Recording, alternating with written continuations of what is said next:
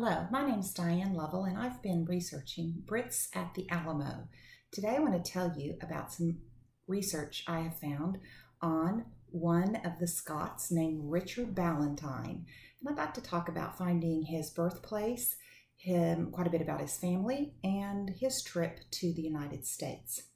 First of all, most Americans don't associate the Brits with the Alamo. When you think about the Brits with the Alamo, you think, what? This is a photo from 1975 with the Rolling Stones at the Alamo.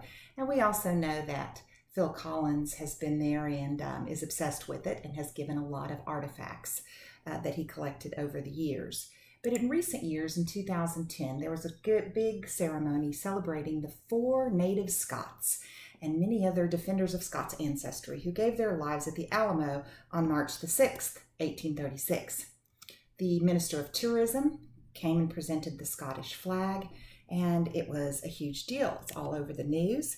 And for instance, if you look at the Guardian newspaper from that day, it talks about how in 2010, there is a ceremony about the Alamo. If Scots or the Brits know anything about Texas, they often know about J.R. Ewing or the Alamo. Well, if you look through the newspaper articles, it talks about the 4 men that were native to the Alamo, and one of those men is right here, Richard W. Ballentine. And today I'm going to argue that that may not be true. I have a feeling I've got pretty good proof that his birthplace is not in Scotland. Let's talk about that. Well, first, if you look at the many resources there are about the defenders of the Alamo and a sparse biographical material about each of them, they all conclude that Richard W. Ballentine is born in Scotland in 1814 and that he died in San Antonio at the Alamo in 1836. Well, the best piece of evidence to start with comes from the National Archives in Washington, D.C., the passenger list of vessels arriving in New York in 1820. Let's see if we can find his name. Indeed, we can.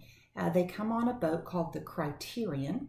And if you look right here, something I got off of Microfiche a month or 2 ago, it says here, the Reverend William Ballentine. He's 50 years old, and he's a minister of the gospel, and that's going to be pretty important. His wife is named Jane. He's got daughters, Margaret, Isabella. They're 18 and 17 in 1820. And next daughter is Miriam, she's 15 years old.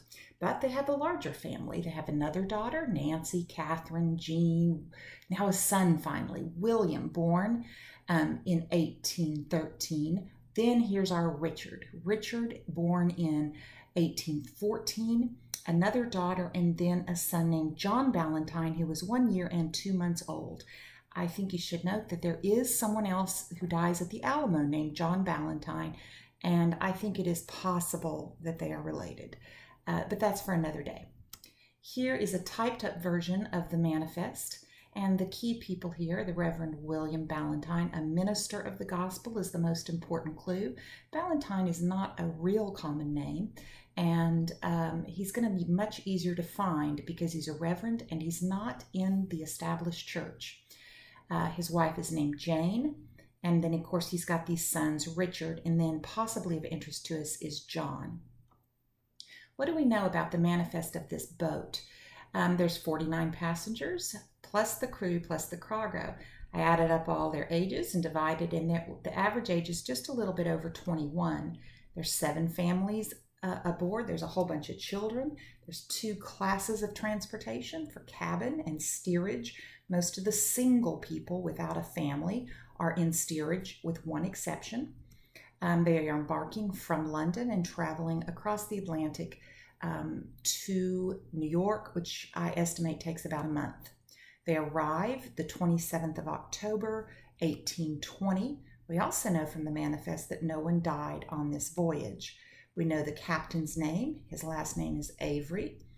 And if you look back at it, you'll see that right in between the first family listed on the manifest and the second, the Ballentines, is a name named James Dugan. He's 22 years old, and it just says he's a gentleman.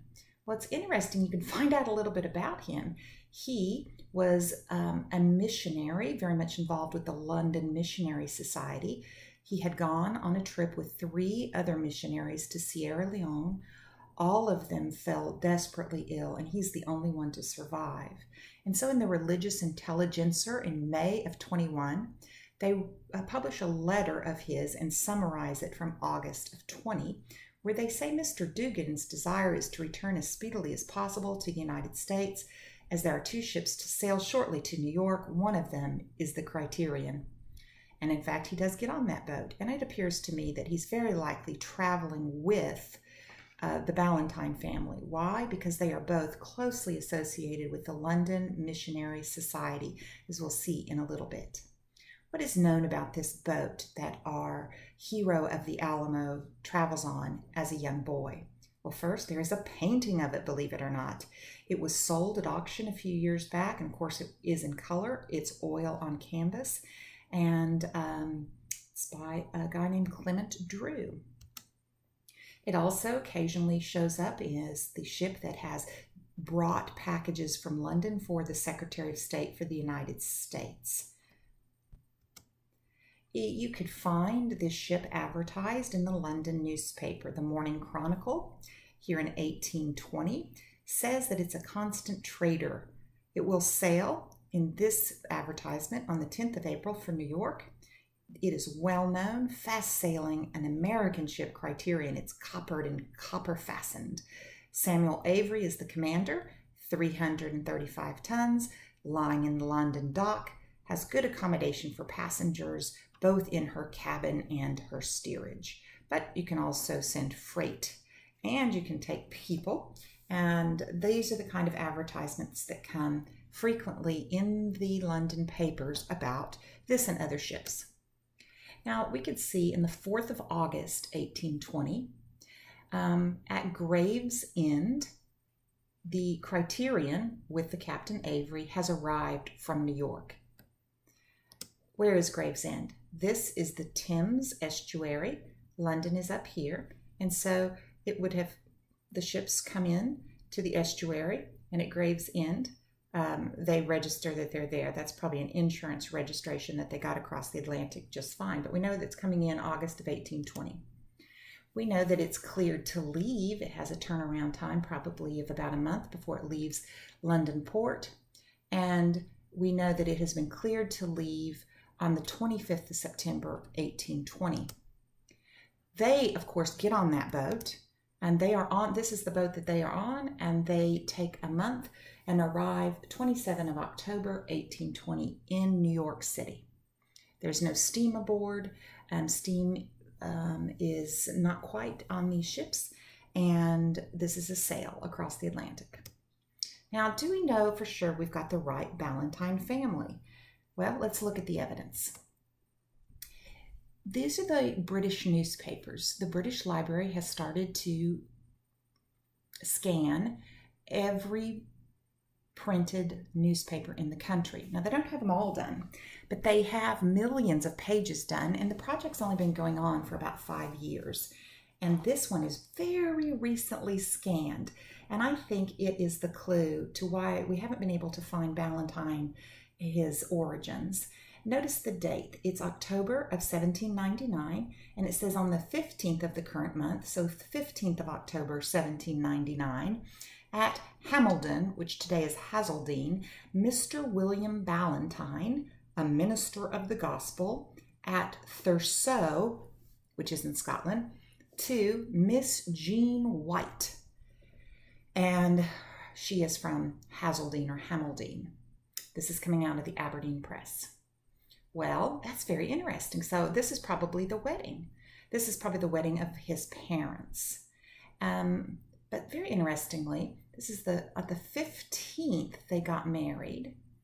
Let's look at a newspaper from the 15th of the same month, October 1799, where we're in court, the Circuit of the Judiciary at Inverness, William Ballentine and a fella named John Cleghorn are brought to the bar charged with the offense of celebrating an irregular and clandestine marriages, they being members or missionaries of an association not known or recognized by law and styling itself the Society for Propagating the Gospel at Home.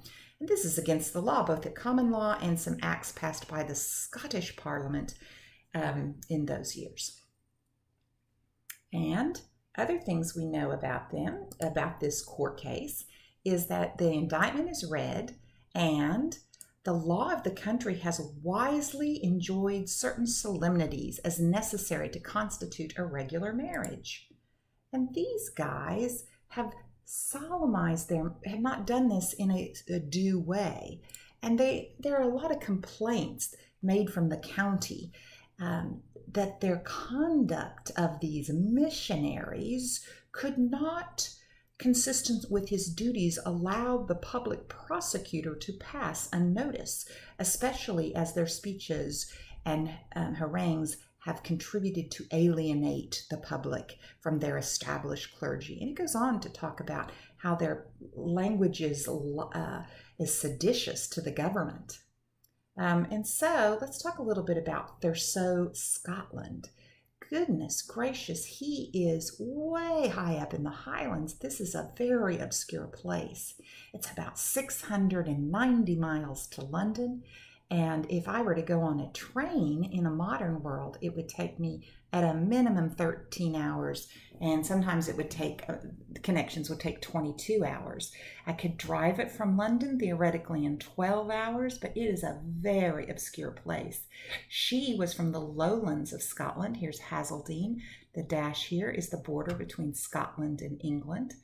And if I go zoom in here, just kind of show you where we are. Here's England, and then Edinburgh and Glasgow, and you're kind of in the Midlands here. And then by the time you get to Inverness, you're definitely in the Highlands. And then the populations get scarcer and scarcer, and the daylight hours are shorter, and it's colder, and it's very close to the Orkney Islands. And the end of Britain is John O'Groats. The end of mainland Britain is. And people often, if they're going to walk the British Isles or backpack, they'll go John O'Groats all the way down to Cornwall to Land's End. Now, it had a church, established Church of Scotland that had been built in the 12th century. And this would have been what he would probably considered his enemy, the people he's trying to convert away from the established churches. And here's some of the ancient graves. It's a beautiful sight if you take pictures in July, but there's not much light in December, etc. I'm not sure I'd really want to live out there, but you can get a boat and you're really close to the Orkney Islands, but there'd be a lot more sheep out there than people. It can be picturesque, and but I think it would be cold and damp most of the year. They don't even get a railroad until 1874 in this far stretch of Scotland. You can see how picturesque it is. Well, did the Reverend William Ballentine that we have documented here, he's from Thurso, did he go to America? Well, strangely enough, he does. We know that he moves to Pennsylvania in 1820 and starts a classical school. And so we have here from a site of the Churches of Christ, a historical biography. It was published in 1904, but it's talking about a particular church that William Ballentine, they call him an Englishman, but we'll have a lot of evidence that this is our guy that came, he's born in Scotland, but he's going to have spent all these years right before he comes in England, and he kept a classical school here as early as 1820. So he does come. And also, from the newspaper just recently scanned, it's from 1850, and it's celebrating the 51st anniversary of a church in Thurso that Reverend Ballentine founded. And it says Mr. Ballentine became a Baptist. He lived in London, many years a pastor of a small church there and a teacher. He afterwards went to America with his family and died there. And all of that is true of our guy. In 1829, we see him as teaching a Bible class. and Philadelphia. And I got a lot more evidence than this, but this is enough to show you now.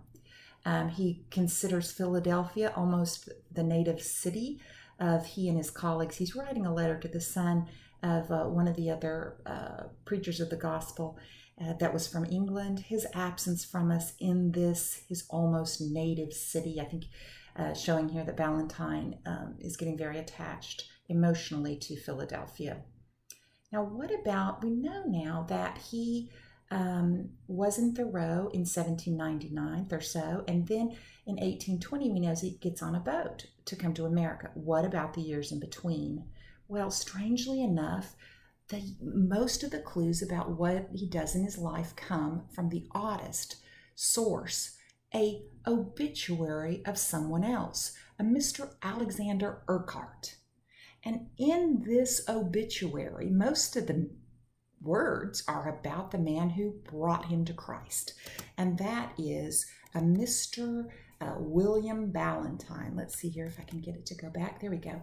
Reverend Ballentine, a talented and faithful minister of the gospel in Elgin, which is in Scotland. History somewhat singular and illustrates the origin and the rise of the congregational principles in Elgin. Ballentine was a native of Edinburgh, raised by his uncle. And it says that he made a friend, Mr. Cleghorn, and that they seceded from another breakaway independent group. And they went down to an academy at Gosport under the care of a Dr. Boyd, who's very important. They returned to their native country, Scotland, burning with holy zeal to be messengers of the peace, those were living without God, and after some enthusiastic, laborious, and self-denying service as itinerants or home missionaries, Cleghorn becomes missionary at Wick, which is 20 miles from Thurso, and Mr. Ballentine at Thurso. And then, after establishing a church at another location in Scotland, where Urquhart became a Christian, in 1807, Mr. Ballentine left Elgin for London. He became a Baptist. He works with a really famous guy named William Jones, who publishes a lot. Afterwards, he removed to America and died an elder at the Baptist Church in Philadelphia in the same year that his son is killed at the Alamo in 1836. Okay, so we're learning a lot about him. Now, one thing that is noted there, that he went to the Gosport Academy for 2 years, and that's actually before 1799. The Gosport Academy was heavy in their curriculum on languages, Latin, Greek, Hebrew, and French, and so classical languages, and they're very much associated with the London Missionary Society. They send people all over the globe, but even to North America. In 1808, we know Ballentine's in London. He is teaching in London, and look, he's closely associated with the Scots and with William Jones in London in 1808. So in 1807, we have a site that says he goes to London. In 1808, we know he's teaching in London, and we know that he is not in any newspaper, because I can do a search, and there's nothing mentioned of him running a school or an academy before 1810. But in 1810, it appears that he is running a classical school in London. Notice he does that when he gets to Philadelphia in 1820, and it's a classical school. And this looks like how he's making his living. He's at 10 South Crescent Street in Bedford Square, London. And then in 1811, he continues to run his classical school at the same location. And he's advertising for students. In 1812, he's advertising for students again in the London newspapers. And his name is here, the Academy. It's on 10 South Crescent Street. And he's teaching Latin and Greek and Hebrew, which he's been trained in. But this is the most important to me at all. In 1814, the year that Richard Ballentine is born, the man who dies at the Alamo, his father lives at number 10 South Crescent in London. This comes from a report on the state of the Northern Dispensary. It documents that in 1813 and 1814, he lived there because he is listed as one of the governors. This institution raises funds for the needy for medicine and surgery and midwifery. And that's where he lives. And so this is where, if his wife is with him, this is where Richard Ballentine is born, not in Scotland, but down here. This is in London, very close to the British Museum, which was not standing at the time. But if you've been to the British Museum or you go, these are the big columns there. And this, just a few blocks away, and this is Bedford Square right here, is where he was born. Now in 1816, the family is still at South Crescent, and he has published a book, the father has published a book on Latin, and he's still called the master of this particular school. But in 1817, he probably moves schools or starts a new one, and it is at Squire Mount, Hampstead Heath, London. And this turns out to not be very successful, as we find out. But this is 1817. In 1817, he's selling his Latin readers still. In 1818, he's advertising for students. And he has accommodation for a few more pupils in 1818, in January of 1818. Again, advertising for students. And he usually doesn't advertise, but just once a year. Every accommodation for a few more students, even though school has already resumed, he's advertising. In 1818, again, before the term ends, it's the 14th of December, and he says pupils have finished their studies and desirous of filling their places with others. He's advertising for students. And then, right before the term starts, on the last day of the year, he's got spots. In 1819, advertises just before Christmas. Not much said there in 1819. We have some images, actually, of Squire's Mount in 1826. You can see that it's a little bit after they leave this place, but it's really rural, even though it's the heart of London today. Squire's Mount, a view in 1826. Believe it or not, John Constable paints a painting from Hampstead Heath looking down towards Harrow, and that's probably Ballentine right there as a young boy, Richard Ballentine. I bet that's him. But I couldn't believe there's a Constable painting, several actually, done there by Constable. In 1820, our Ballentines sell everything. We know that they're about to head to America. It's the 19th of June, 1820, and we know they get on a boat in September.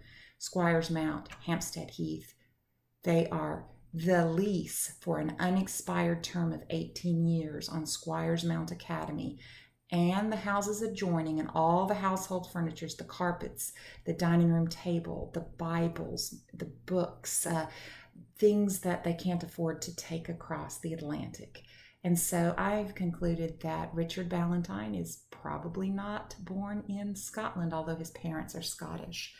I also think there is, I have a much weaker argument, but I do think there's a chance that the John Ballentine, who is noted as being born in Pennsylvania, is probably, or not probably, is possibly his brother or a relation to him. There's good evidence that John Ballentine is not his brother, but there's some evidence that I don't have time for here that should be considered. I appreciate the time today. I'm sorry I couldn't be with you. Here is my email address. Feel free to ask me any questions or comments, because I really would like some input. Thank you so much.